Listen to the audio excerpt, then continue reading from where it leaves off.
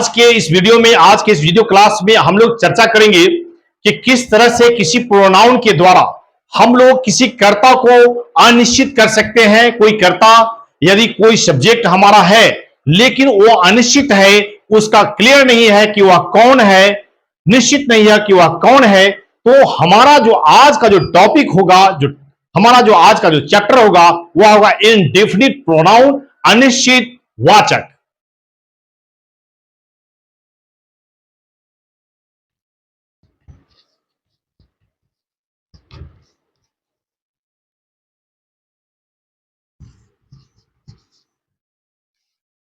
Indefinite pronoun, indefinite pronoun का अर्थ हो गया अनिश्चित वाचक सर्वनाम। अनिश्चित वाचक सर्वनाम यानी कि निश्चित नहीं, सर्टेन नहीं। तो वैसा प्रोनाउन, वैसा कर्ता जो निश्चित नहीं है। जैसे हमने यूज किया कि कोई व्यक्ति आया है, कोई व्यक्ति आया है, तो कोई का जो वर्ड होगा वह क्या होगा। अगर हम बोलते हैं कि किसी ने मुझे मारा है, तो somebody has beat me। तो इस तरह का जो सेंटेंसेज होंगे, उसका जो वर्ड्स होगा वह हमारा जो है ना इंडेफिनिट प्रोनाउन के रूप में हमारा जाना जाएगा।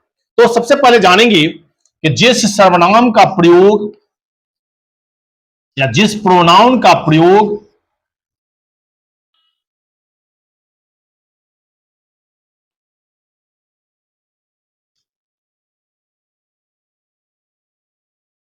और अनिश्चित करता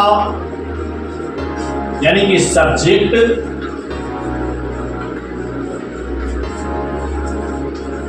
के लिए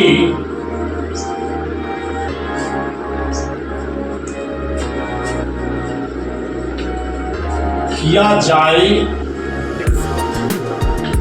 उसे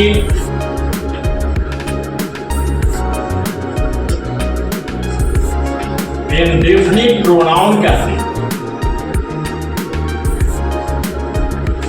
कहा जाता है। जैसे एनी, इसका जो वर्ड है एनी मीन्स हो गया कोई,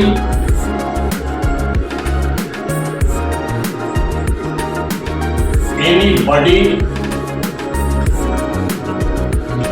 कोई एक या कोई, इसका भी कोई भी होगा।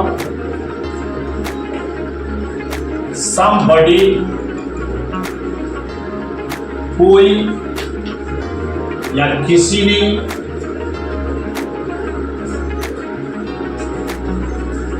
इच मीन्स हो गया प्रत्येक, एवरी मीन्स हर एक, ऑल मीन्स होता है सभी,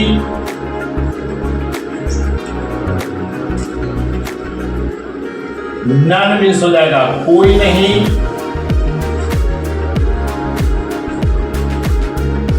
एवरीबॉडी,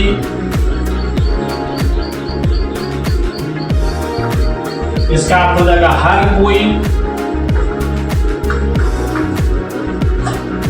तो हम सेंटेंस यूज करेंगे, यदि हम सेंटेंस बनाएंगे, ट्रांसलेशन बनाएंगे, जो हम सेंटेंस को यूज करेंगे तो हम एनीबॉडी का प्रयोग कहां करेंगे, कैसे करेंगे, किस तरह से हम किसी अनिश्चित वाचक सर्वनाम को हम कैसे किसी सब्जेक्ट के बारे में यदि हम कुछ बोलना चाहते हैं तो कैसे बोलेंगे, कैसे हम बताएंगे। तो यहां पर एक सेंटेंस है, किसी ने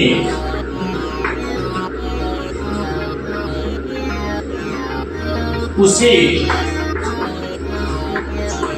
पीटा है। देखिए यहां पर किसी ने, यहां पर अगर रहता कि राम ने उसे पीटा है, राम ने उसे पीटा है, यहां पर जो सब्जेक्ट है राम, यह निश्चित है कि राम ने ही पीटा है। लेकिन यहां पर हो गया किसी ने, कौन है, राम है, रहीम है, जावेद है, मोहन है, कौन सा व्यक्ति है जिसने पीटा। तो यहां पर हम सेंटेंस जब बनाएंगे तो यहां पर हमारा हो जाएगा राम हैज beaten him, और यहां हो जाएगा somebody has beaten him। दोनों में बहुत सारा अंतर है। यहां पर राम के बदले यहां पर आपको somebody लगा हुआ है, चूंकि अनिश्चितवाचक सब्जेक्ट है।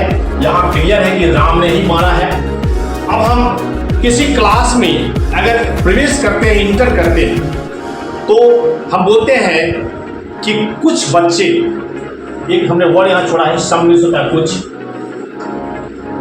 सम मीन्स कुछ लड़के ईमानदार हैं,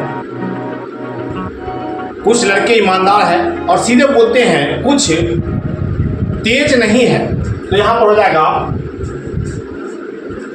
some are not intelligent। अब कुछ का मतलब है कि क्लियर नहीं है, निश्चित नहीं है कि कौन कौन इंटेलिजेंट नहीं है। हो सकता है कि सीता इंटेलिजेंट हो, गीता इंटेलिजेंट नहीं हो। तो हमने क्लास में जो अनाउंस किया कि कुछ लड़के या कुछ बच्चे, कुछ स्टूडेंट्स तेज हैं, कुछ तेज है, कुछ कमजोर है, कुछ वीक है, कुछ ब्लंट है। तो उसके लिए हम जो वर्ड्स का इस्तेमाल करेंगे वही वर्ड्स हमारा होता है अनिश्चितवाचक सर्वनाम, इनडेफिनिट प्रोनाउन। तो हम जब फिल इन द ब्लैंक्स करेंगे, अगर हम आगे जनरल कंपटीशन की तैयारी करेंगे या फिर हम किसी एग्जामिनेशन के लिए जब हम किसी सेंटेंस को देखेंगे, तो उसमें हमें देखना है कि हम कहाँ पर कैसे इससे इंडेफिनिट प्रोनाउन को हम समझे, उसको आगे बढ़ाए। तो फिर अगला हमारा जो सेंटेंस है,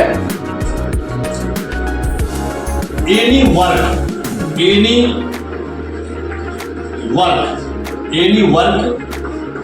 कोई काम। उसके बाद हम यहां बोलते हैं सभी किसान धनी नहीं है, सभी किसान धनी नहीं है। यहां हो जाएगा all farmers are not rich. यहां पर जो किसान है, इसमें सभी जो लगा, तो सभी का मतलब हो गया कि जितने भी किसान हैं वो सब निश्चित नहीं है कि कितना, लेकिन वे सब जो है ना धनी नहीं। कुछ सम आर, यहां पर होता है सम आर